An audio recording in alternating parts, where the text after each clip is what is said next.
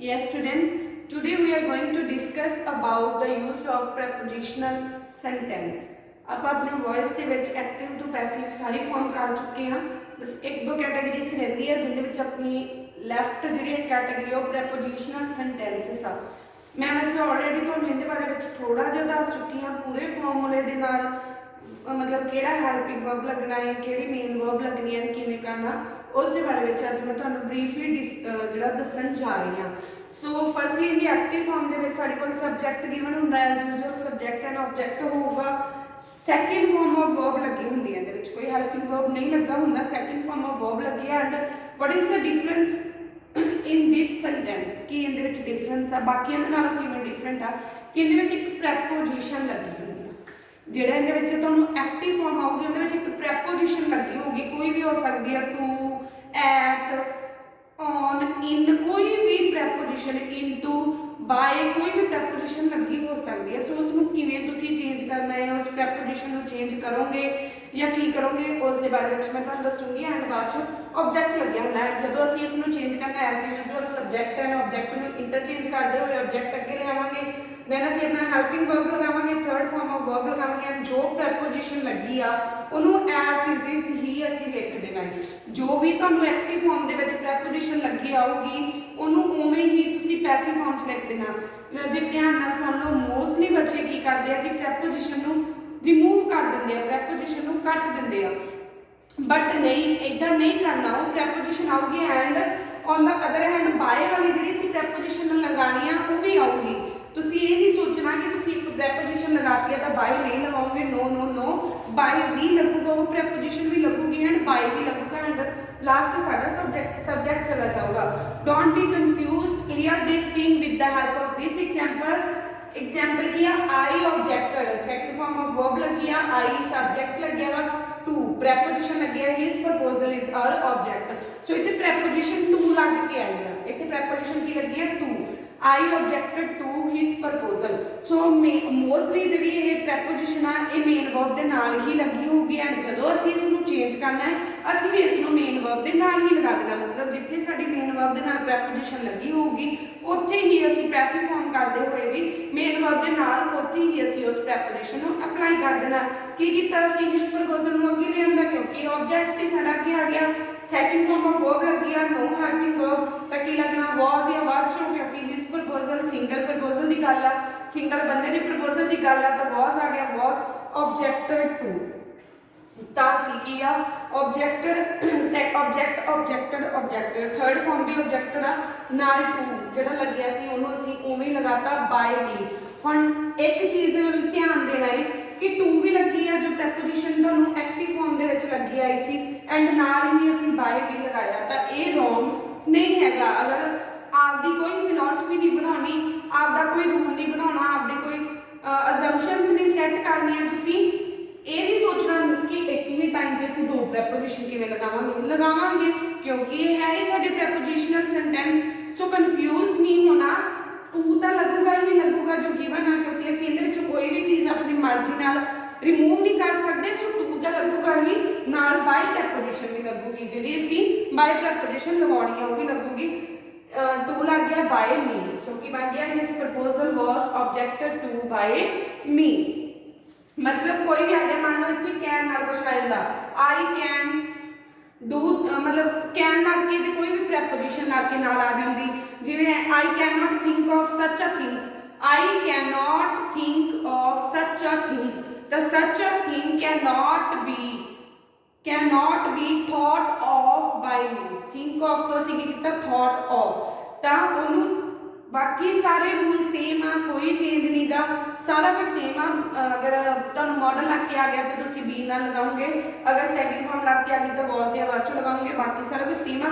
बस what I want to से is that कि अगर तुहानूं ऑलरेडी प्रैपोजिशन लगी है तो पैसिव फॉर्म च भी लगाओगे एंड प्रैपोजिशन बाय भी लगूगी, मतलब इत्थे दो प्रैपोजिशन यूज कर रहे हैं असीं, एक जो सानूं गिवन आ एंड एक असीं जिहड़ी बाय वाली लगाउणी हुंदी है। सो ये हुंदी आ प्रैपोजिशनल वर्ड।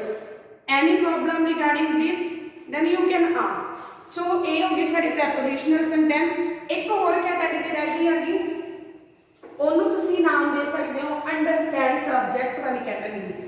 अंडरस्टैंड सब्जेक्ट हम तुसी कहोगे क्यों, ਉਹਨੇ ਤੇ ਸਬਜੈਕਟ ਨੂੰ ਅੰਡਰਸਟੈਂਡ ਕਿਉਂ ਕਰਨਾ ਹੁੰਦਾ, ਸਬਜੈਕਟ ਤਾਂ ਹਰ ਫਾਰਮ 'ਚ ਹੀ ਹੁੰਦੇ ਆ।